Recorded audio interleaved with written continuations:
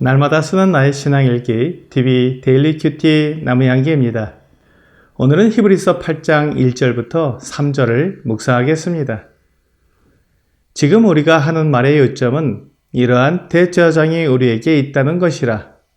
그는 하늘에서 지극히 크신 이의 보좌 우편에 앉으셨으니 성소와 참 장막에서 섬기는 이시라. 이 장막은 주께서 세우신 것이요 사람이 세운 것이 아니니라. 대제사장마다 예물과 제사 드림을 위하여 세운 자니 그러므로 그도 무엇인가 드릴 것이 있어야 할지니라. 히브리서는 우리에게 매우 긍정적이고 소망을 품게 하는 서신서입니다.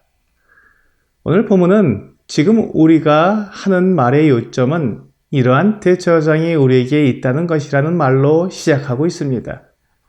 지금까지 우리가 하나님과 화목하기 위해서는 거룩하고 완벽한 대제사장이 필요하다는 요구사항을 말한 것이 아니라 그렇게 거룩하고 완벽한 대제사장이 우리에게 있다는 것입니다. 그렇다면 그분이 어디에 계실까요? 하늘에서 지극히 크신 이의 보좌 우편에 앉으셨다고 말하고 있습니다. 이 땅에 있는 성전에서는 섬기는 제사장들이 날마다 서서 섬겼습니다. 히브리서 10장 11절은 제사장마다 매일 서서 섬기며 자주 같은 제사를 드리되 이 제사는 언제나 죄를 없게 하지 못하거니와 라고 말씀하고 있습니다. 신명기 18장 5절도 같은 말씀을 하고 있습니다.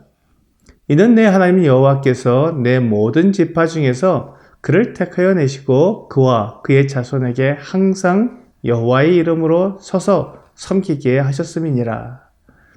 제사장들은 성전에서 앉을 수 없었습니다. 그들의 임무가 끝나지 않았기 때문입니다.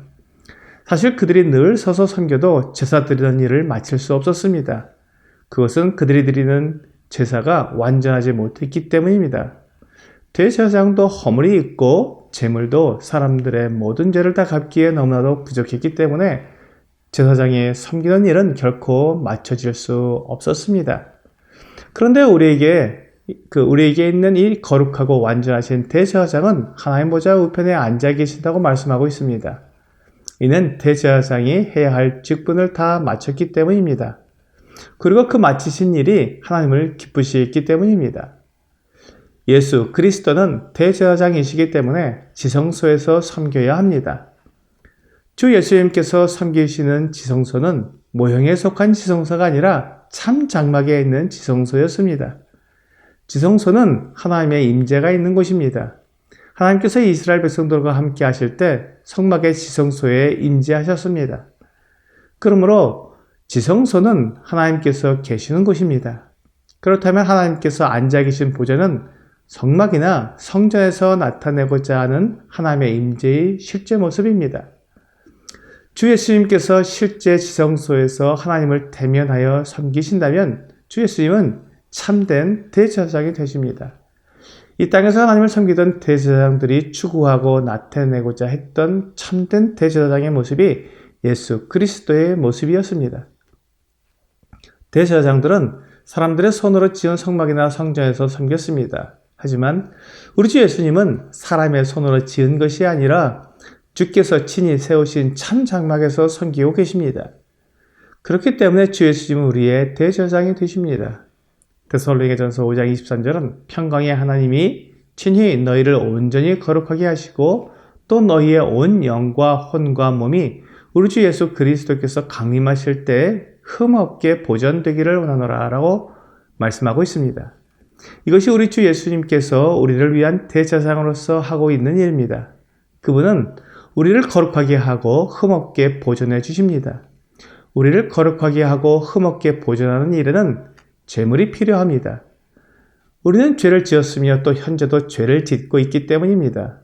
레위 지파 아론의 자손 대제사장들이 백성들의 죄를 용서받고 또한 백성들이 하나님 앞에 살 수 있도록 제사를 드릴 때 반드시 제물의 피를 가지고 하나님께 들어갔습니다.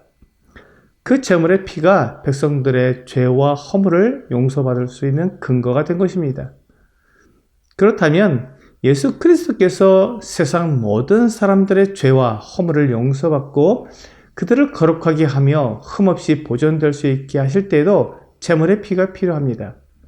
오늘 본문 3절은 대제사장마다 예물과 제사드림을 위하여 세운 자니 그러므로 그도 무엇인가 드릴 것이 있어야 할지니라 라고 말씀하고 있습니다. 이 땅의 대제사장들은 짐승을 제물로 삼고 그 피를 가지고 지성소에 들어가서 하나님께 드렸습니다. 하나님께서 짐승의 제물과 피를 받으신 이유는 그것을 통해 사람들의 죄가 얼마나 무섭고 두려운 결과를 낳는지 알게 하시려는 것입니다. 죽음이라는 무서운 결과가 짐승에게 주어졌지만 사실은 그 죽음이 죄를 지은 그 사람에게 주어져야 했던 것임을 생각하면서 죄의 결과에 대한 두려움을 경험하게 하신 것입니다. 이와 마찬가지로 우리 주님께서 우리를 위한 제사를 하나님께 드리기 위해서는 제물과 피가 필요합니다. 즉 누군가의 죽음이 필요하다는 것입니다. 대제사장들은 짐승을 제물로 드렸지만 우리 주님은 하나님께 자신을 제물로 드리셨습니다. 주님 자신이 제물이 되어주셨고 주님 자신의 피를 가지고 하나님 앞인 지성소에 들어가신 것입니다. 이것을 보면서 내가 행한 죄의 결과로 하나님의 아들이신 주 예수님의 죽음을 보고 두려워하게 하신 것입니다. 마태복음 27장 54절은 백부장과 및 함께 예수를 지키던 자들이 지진과 그 일어난 일들을 보고 심히 두려워하여 이르되 이는 진실로 하나님의 아들이었도다 하더라 라고 말씀하고 있습니다. 예수 그리스도의 죽음을 보고 백부장과 함께 있던 자들이 두려워했습니다. 하나님의 일하심과 그 결과를 보는 것이었기 때문에 두려워할 수밖에 없었습니다. 우리도 주님의 죽으심을 기억하면서 두려워해야 합니다. 이사야 53장 5절은 그가 찔림은 우리의 허물 때문이요 그가 상함은 우리의 죄악 때문이라. 그가 징계를 받음으로 우리는 평화를 누리고 그가 채찍에 맞음으로 우리는 나음을 받았도다 라고 말씀하고 있습니다. 주님의 죽으심이 나의 죽음이고 주님의 고통이 내 고통임을 생각한다면 두려울 수밖에 없습니다. 그럼에도 불구하고 하나님께 감사한 것은 주님께서 죽음에 붙들려 계시지 않고 죽음을 이기시고 부활하신 것입니다. 주님께서 다시 살아나심으로 대제사장 직무를 완전히 이루실 수 있게 되었습니다. 주님 자신을 제물로 드리신 것과 주님께서 흘리신 피를 가지고 하늘 지성소에 들어가시는 일입니다. 주님의 피를 가지고 하나님 앞으로 가는 일은 오직 주님만 하실 수 있는 일입니다. 오늘의 적용 질문을 보겠습니다. 주 예수님께서 하나님 보좌 우편에 앉아 계시다는 것이 나에게 어떤 의미가 있습니까?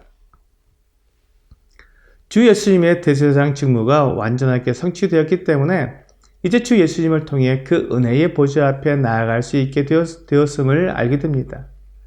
오늘 주 예수님께서 나의 대제사장으로서 하나님 앞에서 완전한 제사를 드리셨기에 하나님 앞에 당당히 나아가는 여러분과 제가 되기를 주 예수님의 이름으로 기도합니다.